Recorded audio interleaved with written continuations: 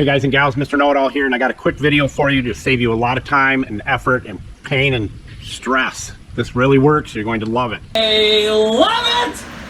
All right, I wanted to share this with you. This is my old Simplicity. I've had it for over 25 years. I've kept it running. Mr. Know-It-All put all his tips and tricks into it to keep it going. It still runs like a top, and it mows like a beast, and it mows beautifully. This is why I want to keep that running with the full roller across the back of the deck. It just really makes nice stripes, so I want to keep it running. That's why I've had it for over 25 years. Sometimes over the years it would pop and sputter and backfire and just feel like it was losing power. So I came up with this mixture, and it works really good. You're going to love it. You put 6 ounces of this and 6 ounces of this. Now you can use seafoam, but there's no need to. This works just as good and it's cheaper.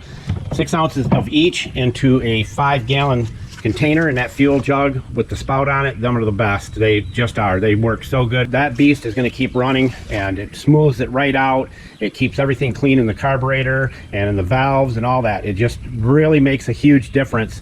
You're going to see it when you use it. 6 ounces of each into 5 gallons. Run the 5 gallons through your tractor, your lawnmower, whatever it may be. Could be your rototiller, could be your snowblower, whatever. Run the whole thing through and do it once a year, and you'll never have a problem. Julio, tell everybody where all the tools are located. Thank